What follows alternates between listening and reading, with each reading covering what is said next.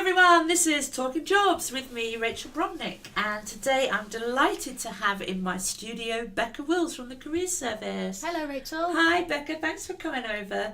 So I know you do a really good job supporting our students in psychology as part of your role, and you share that role with Lynn, don't you? That's Lynn right, Wakefield. yes. Yeah. So thanks for all you do. We're going to tell our readers today all of the great things that they can get from the Careers Service.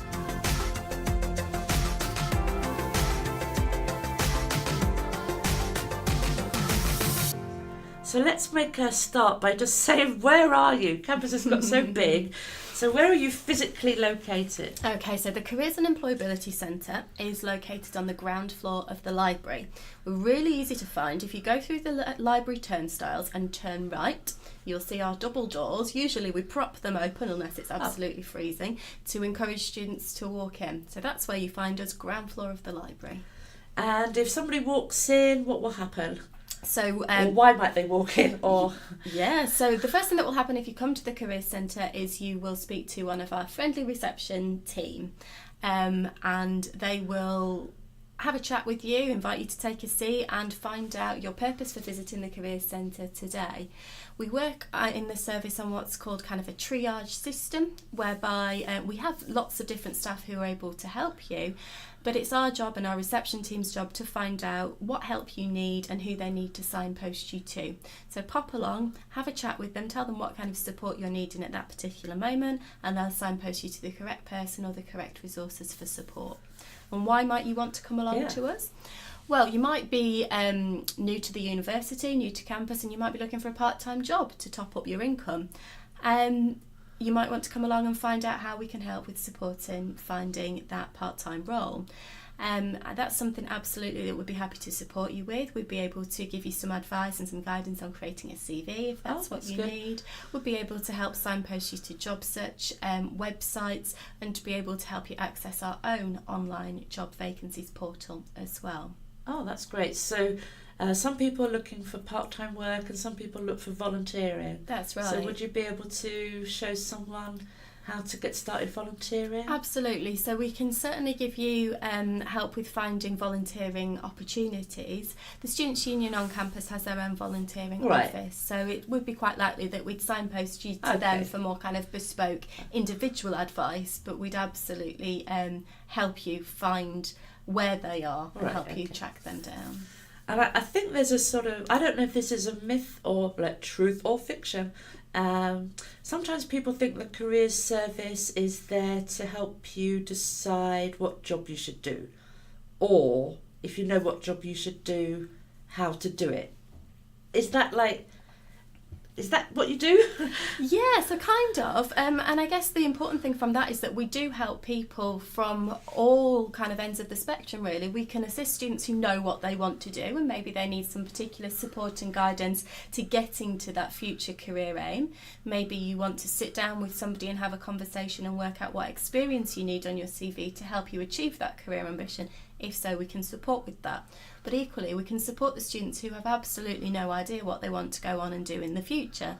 And in that case, you might need a careers guidance appointment where actually we can look at your skill set, we can look at your wants, your needs, your aims, your ambitions, and try and help you figure out your own pathway and find out what it is you might want to do in the future. That sounds really good. I don't think careers advisors use those computer programs that they used to have where you type in a load of details about yourself and then it ping. I did one of those. It said I should be a marine biologist. Did it? But I think it's because I love swimming and science. Well, I did mine back at school. I think I was in about year 9 or 10, one of those programmes, and it told me to be a careers advisor. So take from what you wish. We do have a site that we direct students to. Is that the Prospects site? Yeah, prospects.ac.uk/planner. And there are 2 different quizzes that you can do on there to just get a bit of a feel for what your skill set is and what your kind of what your interests are, and it will match you up to some potential roles that you might want to consider. But obviously it's not an exact science, and actually what can be really useful is if you get the results through from completing this careers quiz and you're challenging them, you're saying absolutely no, I definitely don't want to do that. It's really useful to unpick them and ask why. Yeah. Because sometimes knowing what you don't want to do is really just helpful. as useful as knowing what it is you want to do. I mean, often it's the small things, but you don't often sort of realise at the time. So for me, I really love the fact that I can wear whatever I want to wear, including like really bad shoes. Yes, yeah, absolutely. So I don't think now I could go into a job where would have to wear a suit or even corporate things. Yes. So it's quite small things, but quite defining in a way. Yeah, absolutely.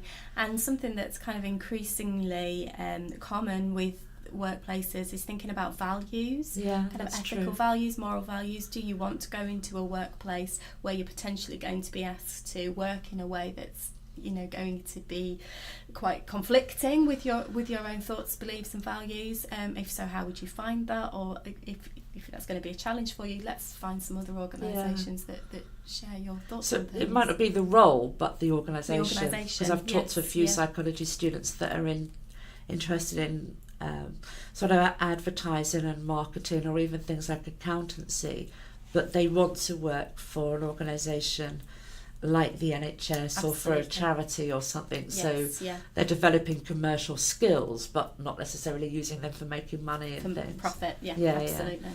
All right, that's great. Now, one thing we like to promote here at Lincoln is the Lincoln Award. Yes. So do you want to just tell us a little bit about that?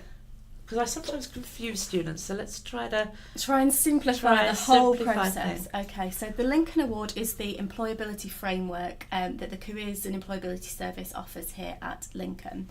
And essentially what it is, it's a scheme that you opt to join. It's entirely optional. You can sign up at any point throughout your time studying with us at Lincoln as an undergraduate or as a postgraduate student. And what taking part in the scheme allows you to do is build your employability skills, to keep a record of your employability skills, and it acts as a tool, if you like, to really help you engage with all of the employability initiatives, activities, because you offer so many workshops and different things. That's right. So what we hope is by students who take part in the Lincoln Award, they'll be given the opportunity to reflect on their skill set, their employability skill set at the start and the end of the award. They'll get access to some of our employability skills sessions. Some of the most popular sessions that we run that really are CV boosting are things like first aid, things like sign language. The important things that students have to remember is that there's no end date for completing other than graduation, but we would encourage students to kind of sign up and get on board with it as soon as possible in their university journey, just so that they've got as much time as they need to complete the award. The main thing that you have to remember is that you need to complete 40 hours of extracurricular activity. So this can be from work experience, it can be from employment, it can be from volunteering. Do they get someone to sign that off? Yeah, or something? Absolutely. So you can get somebody in the workplace or a supervisor to sign that off in your Lincoln Award booklet that you're given at the induction session, or you can bring in a payslip to prove that you've worked those hours to the Careers Centre, and we'll sign that off on your employer's behalf. So then there's a variety pick and mix sessions that you can attend. You can find them all advertised on our careers website, which is uolcareers.co.uk, and then you're able to also take part at the culmination of the award is a mock assessment centre. Oh wow. So it's a really great opportunity for you to try out a good practice for what a real life assessment people fail it? centre. You can do.